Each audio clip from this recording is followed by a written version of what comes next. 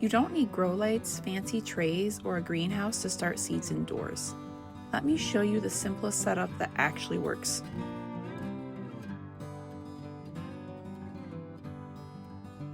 If you're new to homesteading or gardening, this video is going to show you exactly how to start seeds indoors using what you already have at home.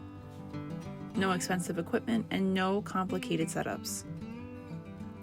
One of the biggest mistakes beginners make is using garden soil inside. This stuff is great outdoors, but indoors it's heavy, it holds too much water, and it can compact around tiny roots. That's how you end up with soggy soil, weak seedlings, or dampening off disease.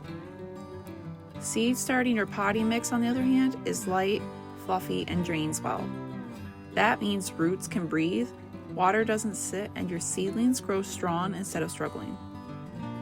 And don't worry if you don't have seed trays because you don't need them. In the next part, I'll show you how to make a seed starting container from things you already have in your kitchen, something you're probably about to throw away. It's simple, free, and works surprisingly well.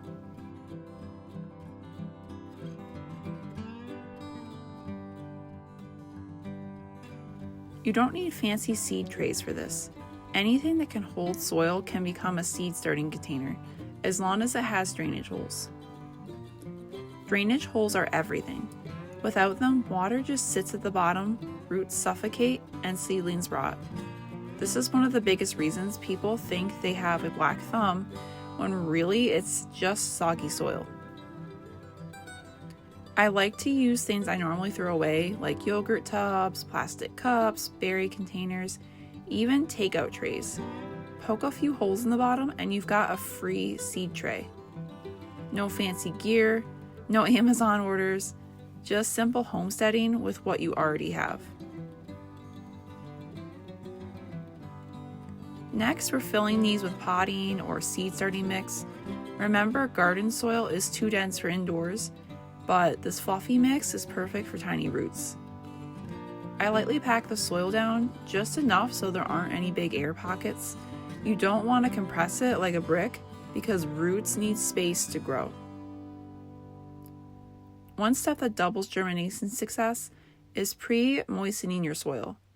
I like to dampen it before planting so seeds aren't blasted around when I water later. Think of soil like a run-out sponge. Moist but not dripping. Fluffy soil equals strong roots, faster growth, and healthier seedlings. Most beginners bury seeds too deep, and that's why they never sprout. Tiny seeds like lettuce, herbs, and flowers usually go right on the surface, so just sprinkle them around the top and gently press them in. Bigger seeds like tomatoes, peppers, or squash are going to go a little deeper, about 2 to 3 times the size of the seed. And by the way, I don't recommend starting squash or melons indoors unless you have some kind of biodegradable pot. So drop the seed in, lightly cover it, and gently press the soil. You're tucking it in, not burying it. Make sure to label everything. And one mistake that I actually made here when I was doing this was I did not label everything. So trust me, once these sprout, you will forget what's what. Finish with a gentle mist or careful watering. You don't want to wash the seeds away, just give them a good drink. And that's pretty much it. I just closed the lid on the container. Simple containers, fluffy soil, and correctly planted seeds are the key to success. This is the exact setup I use to grow hundreds of seedlings every year, without grow lights or expensive equipment.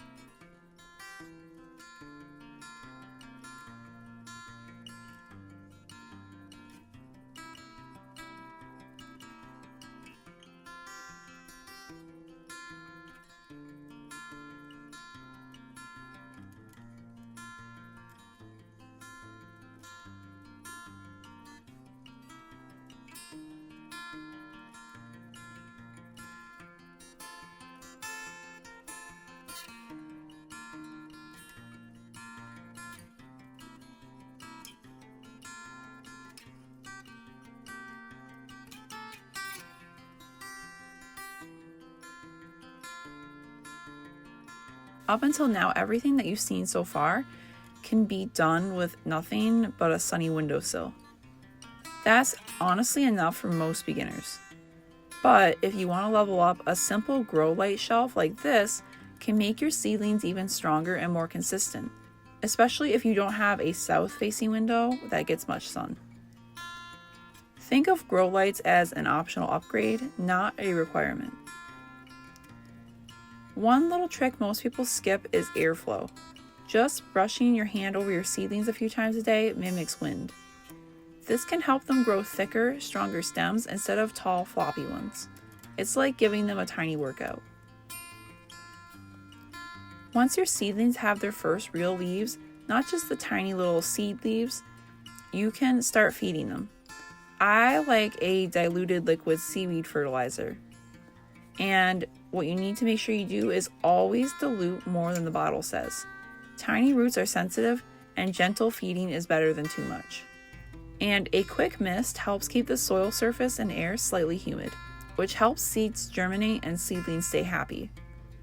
Again, these are just upgrades. Your seedlings can grow just fine without them, but they make the process even easier and more successful. Before you plant your seedlings in the garden, there's one step you can't skip, and that is hardening off. Seedlings that grow indoors are soft. They're used to still air, gentle light, and warm temperatures. If you put them straight into full sun and wind, they can burn. I use a simple 5 to 7 day method for hardening off. Day 1, they usually go outside in full shade for an hour or two, and each day I increase their time outside and slowly introduce sun and wind. By the end of the week, they're going to be tough, sun ready, and garden strong. When it's time to plant, dig a small hole. Gently slide the seedling out and set it in at the same depth it was growing in before. Make sure to press the soil in gently, just enough to hold it upright. Now give it a good drink to settle the soil and help the roots connect with their new home. Finally, make sure you add a layer of mulch. Mulch keeps the moisture in, protects young plants from heat, and stops weeds before they start. Remember that these plants started in recycled containers on a sunny windowsill. No fancy gear, just simple, intentional steps from kitchen to garden. So, from recycled containers on your kitchen counter to healthy plants in your garden, you've got everything you need to start seeds indoors the simple way. Just remember to reuse containers, use a light potting mix, and give them good light from a window or grow lights, and handle them gently. That's it. You don't have to do everything at once. Just start with a few seeds and let yourself learn as you go. And guys, let me know what you're going to be starting this year. I'd love to know what you're growing. And if you're planning on starting seeds indoors with grow lights, I show you exactly how to do this successfully in the next video. And if you want to go more in depth in terms of seed starting and you want more of a step-by-step homestead roadmap, please join my school community. I'll have the link for it in the description box below. So I hope this gives you a successful start to the gardening season, and I'll see you guys in the next video.